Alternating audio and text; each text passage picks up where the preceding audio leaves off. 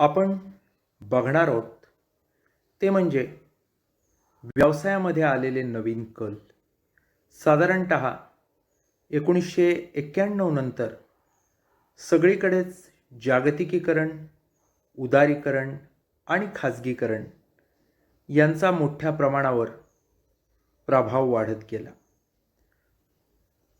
यामुळं व्यवसायाच्या क्षेत्रात अनेक बदल होत गेले. व्यवसायांवरती याचे चांगले, वाईट, सकारात्मक, नकारात्मक असे अनेक परिणाम झाले. या अनुषंगानंच या लेक्चरमध्ये आपण खाजगीकरण म्हणजे काय, खाजगीकरण आणि भारतीय उद्योग किंवा खाजगीकरणाचे भारतीय उद्योगांवर झालेले परिणाम, त्याचप्रमाणे उदारीकरण म्हणजे काय आणि त्याचे भारतीय उद्योगांवर काय परिणाम झालेत, या अनुषंगानं आढावा घेणार आहोत. मित्रांनो, सर्वप्रथम आपण बघूयात खाजगीकरणाची संकल्पना. भारतीय अर्थव्यवस्थेमध्ये रचनात्मक बदल घडवून आणण्यासाठी 1991ला नवीन आर्थिक धोरण जाहीर केलं गेलं. या धोरणात एक महत्त्वाची संकल्पना होती, ती म्हणजे खाजगीकरण. स्वातंत्र्यप्राप्तीनंतर देशाचा जलद आर्थिक विकास आणि सामाजिक उद्दिष्ट साध्य करण्यासाठी सार्वजनिक क्षेत्राला महत्त्व दिलं होतं. पण 1947 ते 1990 या कालखंडामध्ये या सार्वजनिक क्षेत्रातल्या उद्योगांची एकूणच कामगिरी आपण पाहिली तर ती फारशी आशादायक नव्हती. त्यामुळे सरकारला सार्वजनिक क्षेत्राचा संकोच करण्यासाठी, व्याप्ती कमी करण्यासाठी विशेष उपाययोजना करणं गरजेचं होतं. या उपाययोजनेलाच खाजगीकरण असं म्हटलं जातं. थोडक्यात सांगायचं तर सार्वजनिक क्षेत्रामधील उद्योगांकरता राखून ठेवलेलं क्षेत्र हे खाजगी क्षेत्रामधल्या उद्योगांना खुलं करण्याची प्रक्रिया म्हणजे खाजगीकरण होय. त्याचप्रमाणे सार्वजनिक क्षेत्रामधल्या उद्योगांची मालकी, त्याचं व्यवस्थापन, नियंत्रण हे खाजगी उद्योजकांना हस्तांतरित करण्याची प्रक्रिया म्हणून देखील आपण खाजगीकरणाकडे पाहू शकतो. ज्येष्ठ व्यवस्थापन शास्त्रज्ञ पीटर ड्रकर यांनी खाजगीकरणाबद्दल म्हटलंय की सार्वजनिक क्षेत्रातील उद्योगामधला शासकीय भांडवल काढून घेण्याची प्रक्रिया म्हणजे खाजगीकरण. मित्रांनो, खाजगीकरण आणि भारतीय उद्योग यांचा ज्यावेळी आपण विचार करतो तेव्हा भारतामध्ये खाजगीकरणाचं धोरण हे 1991ला अंमलात आलं, हे आपल्याला लक्षात घ्यावं लागतं. खाजगीकरणासाठी वेगवेगळ्या पद्धती त्यावेळी अवलंबल्या गेल्या. यामध्ये निर्गुंतवणुकीकरणाची पद्धत होती, जी पद्धत अत्यंत सरळ आणि अनेक दृष्टीनं सोयीची देखील होती. 1991 पासून जर आपण विचार केला तर अनेक उद्योगांमधली निर्गुंतवणूक भारत सरकारनं केली. भारत सरकारनं केलेल्या निर्गुंतवणुकीचा जर आपण विचार केला तर अनेक असे सरकारी उद्योग आहेत की ज्यातली निर्गुंतवणूक करण्यात आली किंवा खाजगी क्षेत्राला त्या उद्योगांचा भाग विकण्यात आला. मित्रांनो, यांची उदाहरणं जर आपण पाहायची म्हटलं तर मारुती उद्योग आहे, ड्रेजिंग कॉर्पोरेशन आहे, गॅस अथॉरिटी आहे, IBP आहे, CMC आहे, IPCL आहे किंवा ONGC आहे. अशा अनेक ठिकाणी निर्गुंतवणुकीच्या माध्यमातून त्या उद्योगांचं खाजगीकरणाचा भाग करण्याचं प्रमाण मोठ्या प्रमाणावर आपल्याला आढळून येईल. मित्रांनो, खाजगीकरणाचे भारतीय उद्योगांवरती अनेक परिणाम झालेले आहेत. खाजगीकरणाच्या धोरणाची अंमलबजावणी करण्यासाठी जी निर्गुंतवणुकीची प्रक्रिया केली गेली ती देशाच्या अर्थकारणावर अनेक परिणाम करून गेली. त्यापैकी अनेक सकारात्मक आहेत, अनेक नकारात्मक आहेत. नक्की कोणते परिणाम खाजगीकरणाचे झालेत भारतीय उद्योगांवर, त्याचा आपण आता एक आढावा घेऊयात. त्यामध्ये ठळक आहेत खाजगी क्षेत्रामध्ये वाढ, कमी उत्पन्न, निधीचा गैरवापर, भांडवलदारांची मक्तेदारी, अपेक्षित परिणाम नाही, बेकारीमध्ये वाढ, भ्रष्टाचाराचे आरोप आणि आश्वासनांची पूर्तता. पहिला आहे तो म्हणजे खाजगी क्षेत्रामध्ये वाढ. खाजगीकरणामुळे मोठ्या प्रमाणात सार्वजनिक क्षेत्र कमी झालं आणि खाजगी क्षेत्राचा व्याप आणि सामर्थ्य वाढलं. याचं कारण असं की अनेक सार्वजनिक क्षेत्रातल्या उद्योगांचा मोठा भाग खाजगी क्षेत्राला विकला गेला किंवा काही उद्योग पूर्णतः विकले गेले. खाजगी क्षेत्राचा व्याप वाढला, त्यामुळं बाजारपेठेत देखील खाजगी क्षेत्राचा हिस्सा वाढला. परिणामी जे खाजगी उद्योगपती देशामधले होते त्यांच्या सामर्थ्यामध्ये मोठ्या प्रमाणात वाढ झाली. दुसरं महत्त्वाचं म्हणजे कमी उत्पन्न. निर्गुंतवणुकीचा जो कार्यक्रम होता तो व्यवस्थितपणे राबवण्यात शासन अपयशी ठरलं. तो योग्य प्रकारे कार्यान्वित करण्यात आला नाही. त्यामुळे जेवढी शासनाला उत्पन्न मिळण्याची अपेक्षा होती, हा हिस्सा विकल्यामुळं तेवढं उत्पन्न मिळू शकलं नाही. खूपच कमी उत्पन्न सरकारला या निर्गुंतवणुकीच्या प्रक्रियेमधून मिळालं. खाजगीकरणामुळं सरकारनं सार्वजनिक क्षेत्रावरील त्यांची मालकी, नियंत्रण हे गमावलं. त्याचा पुरेपूर मोबदला जो त्यांना मिळायला हवा होता तो मिळाला नाही. पर्यायानं समाजाचं सर्वच आघाड्यांवर मोठं नुकसान झालं. त्यानंतर होतं ते म्हणजे निधीचा गैरवापर. खाजगीकरणाच्या प्रक्रियेमधून सरकारला जो निधी मिळालेला होता तो निधी पायाभूत सुविधा उपलब्ध करण्यासाठी, सार्वजनिक उद्योगांपुढच्या समस्या सोडवण्यासाठी किंवा समाजातल्या गरीब दुर्बल वर्गाच्या कल्याणासाठी आणि देशाची अर्थव्यवस्था बळकट करण्यासाठी वापरणं गरजेचं होतं. परंतु प्रत्यक्षात या योग्य कारणांसाठी या निधीचा वापर करण्यात आला नाही. त्यामुळं त्या निधीचा वापर हा इतर कारणांसाठी झाला, ज्याला आपण गैरवापर असं म्हणू शकतो. त्यानंतर आहे ते म्हणजे भांडवलदारांची मक्तेदारी. खाजगीकरणामुळे सार्वजनिक उद्योगांच्या मक्तेदारीचे बुरुज हे एकामागून एक ढासळू लागले. त्याच वेगानं खाजगी भांडवलदारांची मक्तेदारी ही मोठ्या प्रमाणावर निर्माण झाली. त्याचे परिणाम समाजाला तसंच शासनाला जाणवायला लागले. त्यानंतर होतं ते म्हणजे अपेक्षित परिणाम नाही. खाजगीकरणामुळे उत्पादन खर्च कमी होईल, उद्योगांच्या उत्पादन क्षमतेचा पूर्ण उपयोग होईल, उत्पादनाचा दर्जा सुधारेल, व्यवस्थापन कार्यक्षमपणे होईल आणि या सगळ्यामुळं उद्योगांना मोठ्या प्रमाणात नफा मिळेल अशा शासनाच्या अपेक्षा होत्या. परंतु यातली कुठलीच अपेक्षा पूर्णतः पुरी झाली नाही. त्यामुळे हे जे अपेक्षित परिणाम होते ते न साधले जाणं हा देखील एक महत्त्वाचा घटक या खाजगीकरणाच्या प्रक्रियेतून आपल्याला दिसतो. त्यानंतर होतं ते म्हणजे बेकारीमध्ये वाढ. ज्या सार्वजनिक उद्योगांचं खाजगीकरण केलं गेलं त्या सर्व उद्योगांमध्ये कामगारांची संख्याही कमी करण्यात आली. त्यामुळं औद्योगिक क्षेत्रात प्रचंड बेकारी निर्माण झाली. अनेक कामगार संघटनांनी याच्यावरती निषेध नोंदवला. अनेक उद्योगामध्ये संप झाले, हरताळ झाले. पण देशपातळीवरचा विचार जर आपण केला तर या सर्वाचा परिणाम हा देशाच्या अर्थकारणावर फारसा झाला असं आपण म्हणू शकत नाही. त्यानंतरचं होतं ते म्हणजे भ्रष्टाचाराचा आरोप. निर्गुंतवणुकीच्या अनेक प्रकरणांमध्ये भ्रष्टाचार झाला असे आरोप करण्यात आले. त्याचप्रमाणे खाजगीकरणाची प्रक्रिया ही पारदर्शक नव्हती असे देखील आरोप झाले. उदाहरणच द्यायचं झालं तर मुंबईतलं जुहू सेंटॉर आणि एअरपोर्ट सेंटॉर या 2 हॉटेलमधील जो निर्गुंतवणुकीचा व्यवहार झाला त्याच्यामध्ये मोठा भ्रष्टाचार झाला असे आरोप अनेकांनी केले. त्यानंतर होतं ते म्हणजे आश्वासनांची पूर्तता.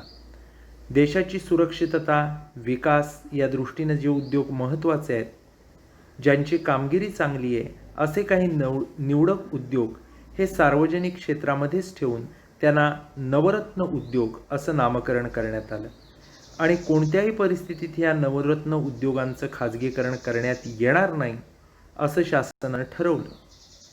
पण तरी देखील भेलसारख्या उद्योगांमध्ये पुनर्गुंतवणुकीची प्रक्रिया सुरू केली. डाव्या पक्षांनी याला प्रचंड विरोध केला. खाजगीकरणाचा अवलंब केल्यापासून जे काही बदल झाले ते सर्व खाजगी भांडवलदारांच्या हिताचे झाले खाजगी मक्तेदारीच्या विकासाला मदत करणारे ठरले असं त्यांनी म्हटलं. परंतु खाजगीकरणामुळं कामगारांचं हित, देशहित, देशाच्या अर्थव्यवस्थेला बळकटी, दुर्बल घटकांचा विचार, विकास यापैकी काहीच जे अपेक्षित होतं ते दिसून आलं नाही. म्हणजेच ही आश्वासनं पूर्ण झाली नाहीत असं आपण म्हणू शकतो.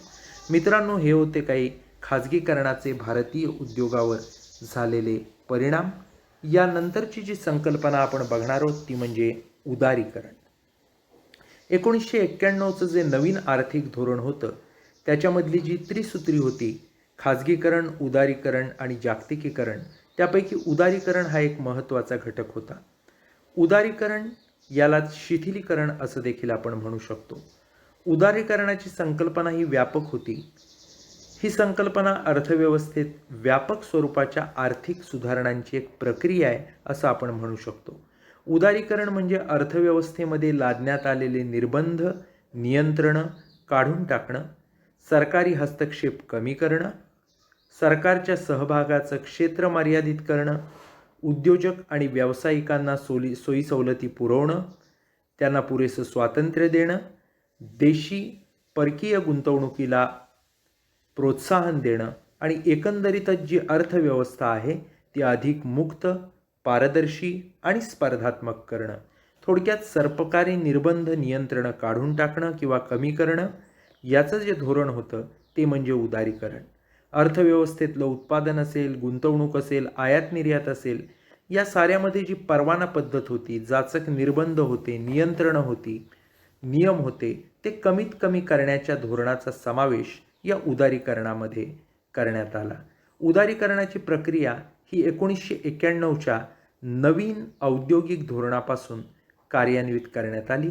किंबहुना ही प्रक्रिया कार्यान्वित करण्यासाठीच 1991चं नवीन औद्योगिक धोरण जाहीर केलं गेलं. या धोरणामधून 6 उद्योगांना वगळलं गेलं. बाकी सर्व उद्योगांमध्ये जी काही उद्योगांची परवाना पद्धती होती ती निर्बंधातून मुक्त करण्यात आली.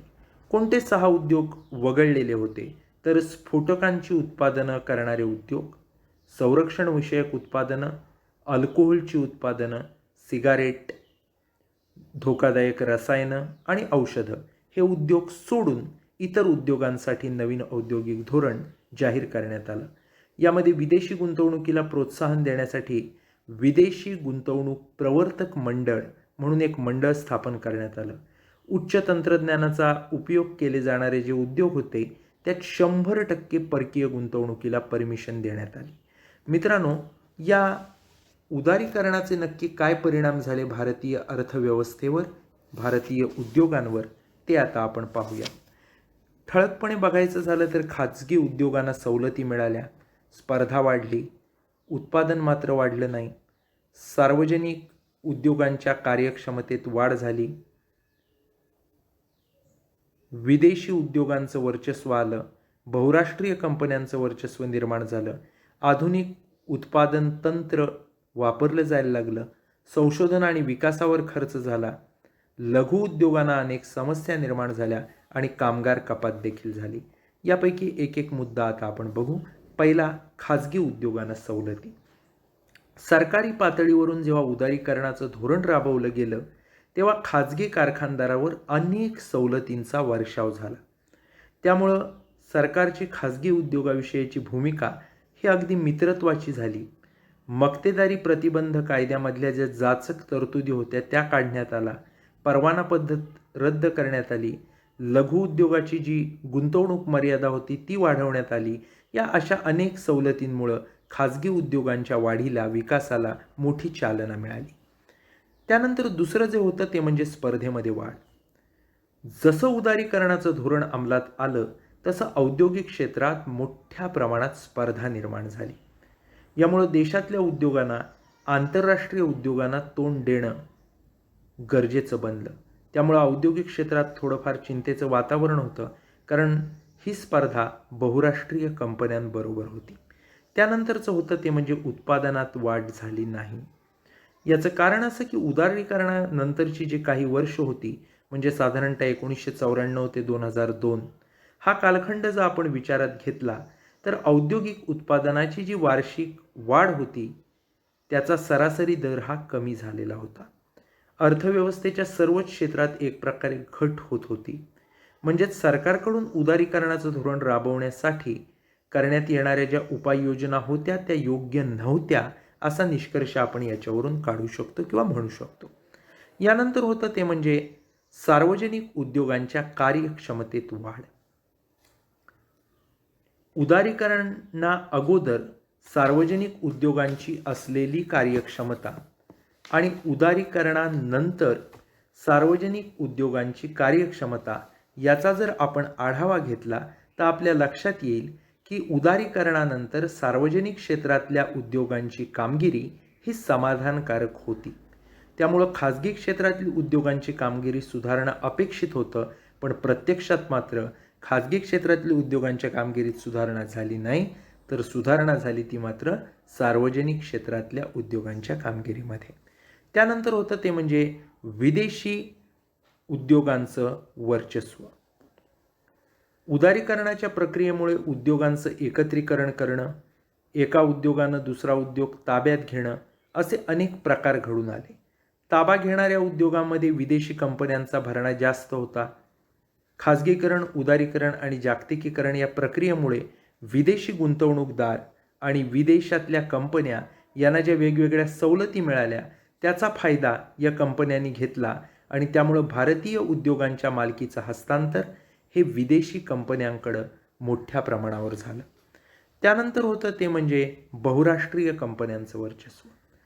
उदारीकरणाचं धोरण राबवण्यासाठी भारत सरकारनं कंपन्यांच्या समभागांची विक्री करायचं ठरवलं. त्यावेळी बहुराष्ट्रीय कंपन्यांनी भारतीय कंपन्यांचे समभाग खरेदी हे मोठ्या प्रमाणावर केले. परिणामी भारतीय उद्योगांना देशामध्येच बहुराष्ट्रीय कंपनीच्या स्पर्धेला तोंड देणं भाग पडलं. त्यानंतर होतं ते म्हणजे आधुनिक उत्पादन तंत्र. उदारीकरणानंतर आंतरराष्ट्रीय स्पर्धा निर्माण झाली. त्यामुळे मोठ्या प्रमाणावर स्पर्धेला तोंड द्यायचे असेल तर आधुनिक उत्पादन तंत्राचा वापर मोठ्या प्रमाणात करणं हे गरजेचं बनलं. उदारीकरणानंतर भारतीय उद्योजकांमध्ये अशा प्रकारची जागरूकता निर्माण झाली की आपण आधुनिक तंत्र वापरलं पाहिजे, तरच आपण बाजारात टिकू शकू. विदेशातून आधुनिक तंत्रज्ञान मिळवून त्याचा उपयोग भारतात मोठ्या प्रमाणावर व्हायला लागला. त्यानंतर होतं ते म्हणजे संशोधन आणि विकासावर खर्च. उदारीकरणानंतर मोठ्या प्रमाणात स्पर्धा वाढली. मोठ्या प्रमाणावरील जागतिक स्पर्धेचा जर सामना करायचा असेल तर त्यासाठी भारतीय कंपन्यांनी संशोधन केलं पाहिजे, विकासावर खर्च केला पाहिजे. यासाठी मोठ्या प्रमाणावर गरज निर्माण झाली. त्यामुळं संशोधन आणि विकासावर भारतीय कंपन्या, उद्योग भरपूर खर्च करायला लागले. अनेक कंपन्यांचा संशोधन विकास खर्च प्रचंड वाढला. त्यामुळे चांगला दर्जा आणि गुणवत्ता असलेली उत्पादनं भारतीय कंपन्यांनी तयार केली आणि जागतिक स्पर्धेला तोंड देऊन उदारीकरणाचा फायदा करून घेतला आणि त्या टिकून राहिल्या किंबहुना वाढल्या. त्यानंतर जर म्हणायचं झालं तर आणखी एक परिणाम असा होता की लघु उद्योगांना अनेक समस्या निर्माण झाल्या. भारतीय अर्थव्यवस्थेमध्ये आर्थिक विकासात लघु उद्योगांची भूमिका ही फार महत्त्वाची आहे. उदारीकरणामुळं मोठे आणि खाजगी उद्योजक यांना मोठ्या प्रमाणावर सोयी सवलती मिळाल्या. त्या तुलनेत लघु उद्योगांना उदारीकरणाचा काही फायदा झाला नाही. लघु उद्योगांचं भांडवल असेल, साधनं असतील, उत्पादन असेल, हे सगळं मर्यादित असल्यामुळं त्यांना जागतिक स्पर्धेला तोंड देणं अशक्य झालं. उदारीकरणामुळे भारतातल्या लघु उद्योगावर विपरीत परिणाम घडून आला. त्यांना करावे लागणारे संघर्ष जे होते त्याची तीव्रता वाढली. त्यामुळे लघु उद्योगांना मात्र अनेक समस्यांना तोंड द्यायला लागलं. त्यानंतर जर कामगारांबद्दल म्हणाल तर कामगार कपात मोठ्या प्रमाणात झाली. उदारीकरणाच्या धोरणामुळे जे बदल घडून आले त्याच्यामध्ये कामगार कपात हा एक महत्त्वाचा बदल होता. कामगारांच्या हलाखीमध्ये वाढ झाली. उदारीकरणानंतर टाळेबंदी, कंपन्या बंद करणं, कामगार कपात याचं प्रमाण वाढलं. अनेक कंपन्यामध्ये VRS किंवा स्वेच्छानिवृत्तीच्या योजना राबवण्यात आल्या. त्यामुळे ज्यावेळी आपण उदारीकरणाचे परिणाम म्हणतो तेव्हा भारतीय उद्योगावर काही सकारात्मक आणि काही नकारात्मक परिणाम झाले. एकंदरीत जर आपण विचार केला तर भारतीय उद्योगाची स्पर्धा क्षमता ही वाढली उदारीकरणानंतर आणि आंतरराष्ट्रीय पातळीवर त्यांची जी शक्ती होती त्यात वाढ झाली. मित्रांनो, या लेक्चरमधून आपण जे बघितलेलं आहे ते म्हणजे जागतिकीकरण म्हणजे काय, जागतिकीकरणाचे भारतीय उद्योगावर काय परिणाम झाले, त्याचप्रमाणे उदारीकरण म्हणजे काय आणि त्याचे वेगवेगळे भारतीय उद्योगावर झालेले परिणाम याचा देखील अभ्यास या लेक्चरमधून आपण केलेला आहे. या ठिकाणी आपण थांबूयात. धन्यवाद.